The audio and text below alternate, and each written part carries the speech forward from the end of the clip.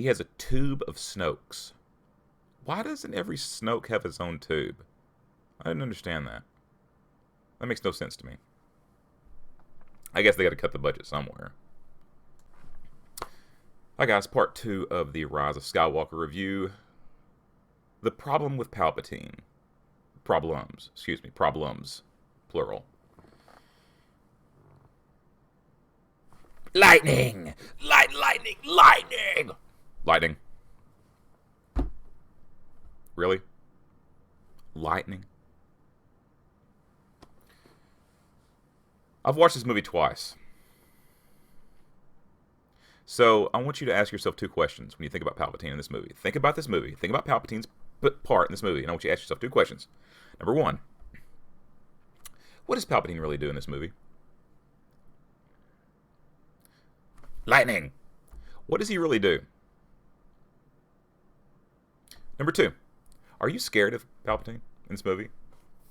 Is he such a daunting nemesis for our intrepid heroes that you actually feel like there's some kind of real threat he poses to them? Ever? I don't. Not even the first time I watched this, I didn't. The 80th time I watched Silence of the Lambs, I think, oh man, I still think Hannibal Lecter is a severe threat. Even when I know what's going to happen. Palpatine is not a threat in this movie. Palpatine's power is not in his lightsaber abilities. It's not in his lightning. It's right here. It's in his manipulation, his subterfuge, his craftiness. This is the guy who single-handedly brought down a Republic, a Jedi Council, and dare I say it, the galaxy. Without drawing a saber. Without lightning! Seriously? Do you see what I'm saying? Just making sense? I mean, comment below if I'm being crazy. In Return of the Jedi, when Palpatine is lightning Luke after he's already to knock him on the ground, he's just playing with him. That is the least of his powers. Evil defibrillator, activate. Yeah. come on. Palpatine's real power is his mind. He's smarter than everybody else. He's laid the groundwork for future events, and they were powerless to stop it. He's just laid these traps for them to trip over one after another in the future.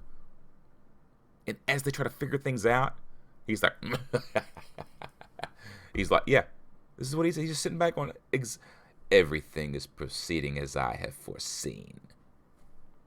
Okay? What's his big plan in this movie? What is his grand master stroke? For Rey to strike him down, and she will take his place. Why is that? Did Han Solo take Greedo's spot when he shot him? Did Leia take Jabba's place when she strangled him? Guys, I don't understand this. Does every time... So if Rey strikes him down, she's going to become the new Palpatine. Why? Because that's what the writer says. Why? Why is that happening? Why is Rey so angry? Why is Rey so angry? If he's telling you what's going to happen, strike me down and you will take my place, I'd say, yay, we win. Let's go, Kylo. Seriously. I don't see the problem with that.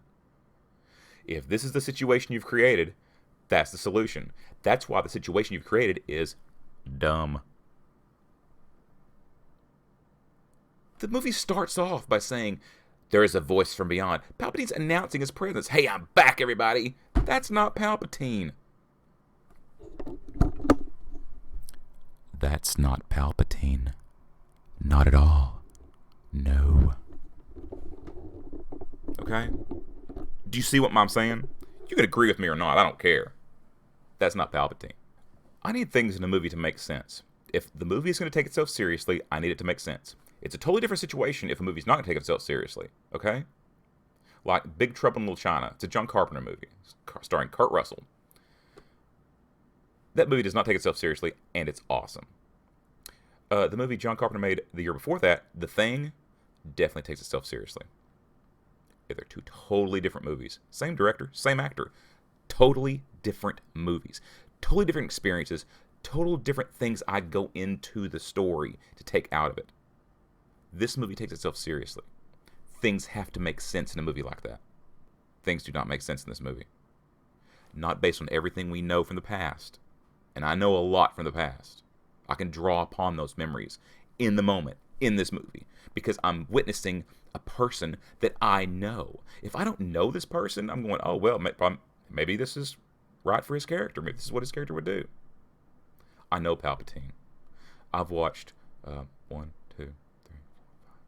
5 movies and a lot of cartoons with him in it. I know this guy. This is not Palpatine. Sorry. Jeepers, that must be it. That must be all there is wrong with this. No. When Palpatine's looking for Rey, he sends out one dude. One.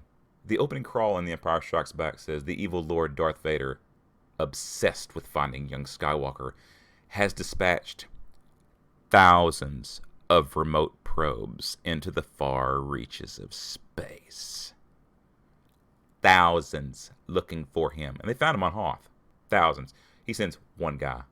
And that guy ends up falling down a hole and dying in a pit, a worm, a worm house.